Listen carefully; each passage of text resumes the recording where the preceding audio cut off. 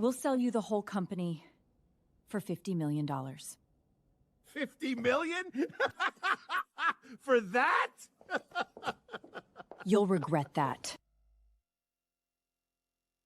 In September 2000, two men in shorts and flip-flops walked into a skyscraper in Dallas and offered to sell their small, money-losing company to the most powerful name in home entertainment. The price? $50 million. The executives across the table could barely keep from laughing. That company was Netflix. 10 years later, the people who laughed would be bankrupt, and the company they turned down would be worth more than they could have ever imagined. This is how Blockbuster, a giant with 9,000 stores, managed to lose absolutely everything. To understand how big the fall was, you have to see how high they stood. At its peak in 2004, Blockbuster operated more than 9,000 stores around the world and employed over 84,000 people. It pulled in around $6 billion a year. For a whole generation, Friday night was Blockbuster. You drove over, wandered the aisles, argued about what to watch, and grabbed a bag of overpriced popcorn on the way out. It felt permanent, untouchable, the undisputed king of how the world watched movies at home. So how does a company this dominant disappear? It started in 1985 in Dallas with a software guy named David Cook. Cook had built computer systems for the Texas oil and gas industry, and when oil crashed, he went looking for a new business. What he noticed was that video rental stores in the 80s were a mess. Small, cramped, badly stocked, the movie you wanted, always gone. So Cook applied what he knew best: data. He opened a store with around 8,000 tapes and a computerized checkout that tracked every rental, so he always knew what was popular and what to restock. But the real genius was the model behind it. Cook built Blockbuster on a hub-and-spoke system. A central warehouse held huge stocks of films and used his prediction software to ship the right titles to each store. Because the inventory lived off-site, opening a new store was cheap and fast. Then, in 1987, a businessman named Wayne Huizenga, the man behind Waste Management, bought in and poured in money, and the expansion went supersonic. At one point, Blockbuster was opening a new store every 17 hours. In 1994, the media giant Viacom bought Blockbuster. By the late 90s, it was everywhere. The empire was built. Here's the part most people miss. Blockbuster didn't just make money renting movies. A huge slice of its profit came from something its own customers hated: late fees. If you forgot to return a tape, you paid, often $1 a day. And it added up. In the year 2000 alone, Blockbuster collected around $800 million in late fees. Think about that. A meaningful chunk of the empire was built on punishing its own customers for being a little late. It worked, for a while, but it also planted a quiet resentment in millions of people. And resentment is exactly the kind of thing a competitor can turn into a weapon.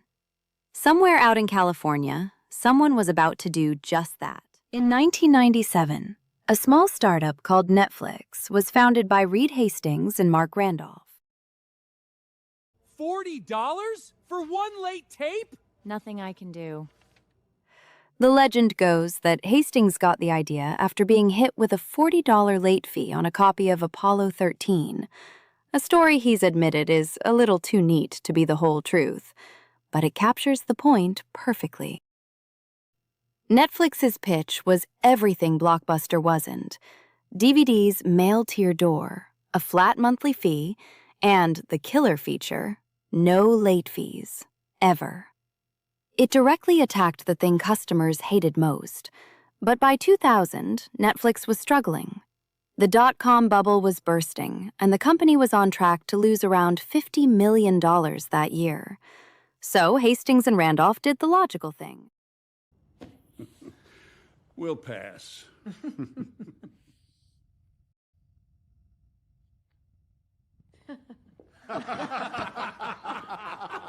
They flew to Dallas to ask Blockbuster to buy them. The meeting is now legendary. The Netflix founders proposed that Blockbuster acquire Netflix for $50 million and let them run Blockbuster's online arm. Blockbuster's CEO, John Antioco, listened, nodded, and turned them down. As Netflix's finance chief later put it, Blockbuster basically laughed them out of their office. To be fair, it wasn't insane at the time. The dot-com crash was real, and Blockbuster was a titan worth billions. But that no became one of the most expensive decisions in business history. Here's what almost nobody remembers. Blockbuster didn't just sit still. It fought back, and at one point, it was winning. In 2004, Blockbuster launched its own DVD by mail service. 4 years late, yes, but it quickly pulled in around 2 million subscribers. Then, in 2006, came Total Access.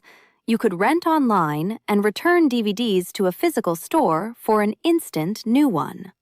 Netflix, with no stores, simply couldn't match that. Netflix's stock actually dropped. For a moment, the giant had found a real weapon. And then it destroyed itself from the inside. First, the late fee problem.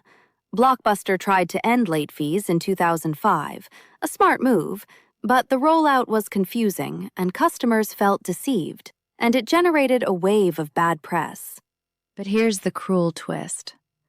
While Blockbuster was fighting Netflix in the market, a second war had broken out inside its own walls. In 2005, the activist investor Carl Icahn launched a campaign for control of the company. He clashed with CEO John Antioco over one thing above all: the cost of fighting Netflix. These programs are draining us. The free shipping, the fee cuts, end them now. Do that, and we hand Netflix the win.